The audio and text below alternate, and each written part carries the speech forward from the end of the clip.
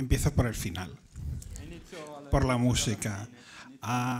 De hecho, la música es probablemente lo que a mí más me gusta en este mundo y lo que más me interesa. Incluso más que la literatura, o casi igual. Y de hecho, cuando yo pienso en la literatura, yo pienso en la prosa. Para mí la prosa es como la música. Y el modo de construirla es el mismo modo en el que un compositor intentaría componer una partitura. Para mí los elementos de dinámica, de contrapunto, de armonía, ese sistema mecánico en el cual se crean ritmos, se crean dinámicas, se crean texturas, timbres, colores, todo eso para conseguir transmitir un efecto, todo ese aparejo técnico, ¿no? Cuando escuchamos una pieza de música orquestal en la cual a veces hay 48 capas de sonido encima, por supuesto nosotros el oyente percibe una, y recibe un impacto emocional y no tiene por qué saber cómo está construida la pieza técnicamente para que funcione.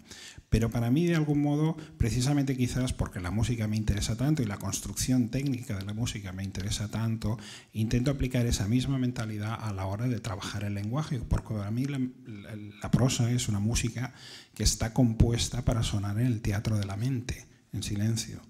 Y yo creo que el trabajo del novelista, del escritor, es intentar manejar esa herramienta, que es la herramienta básica de todo escritor, que es el lenguaje, para conseguir efectos, imágenes, texturas, movimientos, luz, una experiencia sensorial que vaya más allá del libro, que nos haga olvidar que estamos sosteniendo un pedazo de papel en las manos y que ese papel desaparezca y por un momento mágico entremos en la historia, estemos con los personajes y estemos en ese lugar. Es una cosa que para mí es muy importante. La parte un poco que hablabas tú y que mencionabas con acierto de la narrativa audiovisual. Yo creo que yo siempre he pensado que lo que es la base de la narrativa gramática del cine es un producto derivado o al menos lo era a inicios del siglo XX, de la literatura del siglo XIX, de la novela del siglo XIX. Pero es un lenguaje que a lo largo del siglo XX ha evolucionado, se ha sofisticado enormemente, ha inventado nuevos mecanismos. Y una cosa que yo siempre había pensado era por qué la novela, que debería ser y creo que puede seguir siendo el formato supremo, ¿no? La forma suprema de explicar una historia, de explorar un mundo, unos personajes, ¿por qué tenía que renunciar, como ha hecho a lo largo del siglo XX, a muchas técnicas, a muchos elementos de otros géneros? Cuando nosotros vamos a los novelistas del siglo XIX, tomamos una novela de Víctor Hugo, encontramos elementos de periodismo, de filosofía, de poesía, de montones de cosas. A lo largo del siglo XX, la novela lo que va haciendo es renunciar a hacer cosas. Y llega un momento que incluso renuncia a narrar historias porque dice que las historias las narra mejor el cine o la televisión.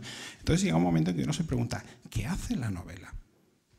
¿Cuál es su objetivo? Entonces una cosa que a mí me interesa mucho es el incorporar todo aquello que hemos aprendido en técnicas narrativas, en mecanismos, un poco en cosas que podríamos llamar casi tecnologías de la narración, porque son técnicas que van evolucionando y de las cuales vamos aprendiendo, reincorporarlo todo en el mundo de la novela para darle al lector una experiencia de lectura mucho más intensa, mucho más profunda y que la narrativa que estamos empleando sea más efectiva, para que podamos explicar una historia del modo más intenso y efectivo posible para el lector. Y para ello, para mí, vale el emplear técnicas que vengan del cine, de la televisión, de donde sea, de cualquier lenguaje narrativo, para enriquecer la novela y reinventarla constantemente.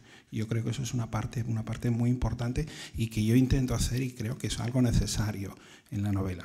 Y la primera parte de la pregunta, me he olvidado, son problemas de la edad. ¿Cuál era? Las citas literarias. Y las citas, cierto, el juego de citas. Uno de los muchos niveles en los que yo intento que estos libros funcionen, ya que son libros un poco centrados en el mundo de la literatura, de los escritores, de los lectores, de los libreros, de los editores, de todo el mundo que existe en torno al mundo de los libros, una cosa que yo siempre había pensado que podía ser interesante con estos libros es que funcionaran en diferentes niveles. Podían funcionar como una historia de aventuras, podían funcionar como un juego literario, podían funcionar como muchas cosas. Y uno de estos juegos es el juego de referencias, de ecos. Pero es un juego que un poco varía en función de quién es el lector, de quién entra. Un poco en función de tu bagaje, de lo que tú aportas a la partida, el juego cambia. Y puedes encontrar referencias a la literatura clásica, puedes encontrar referencias al cine, puedes encontrar referencias a la literatura de género, a la literatura fantástica, a todo conjunto, o a lo mejor es un nivel en el cual no te interesa entrar y no juegas. sencillamente pasas de largo. Pero es un juego adicional, un nivel, digamos, de implicar al lector en los libros, precisamente porque son libros, sobre el lenguaje, sobre la construcción de las historias, sobre cómo funciona el mecanismo de la narración y qué hace con nosotros, desde quienes lo crean, a quienes lo reciben, a quienes lo venden, a quienes lo quieren destruir. Es un poco el jugar un poco con todo eso y poner ese juguete, ¿no?, esa máquina en manos del lector para que sea él quien la acaba de hacer funcionar.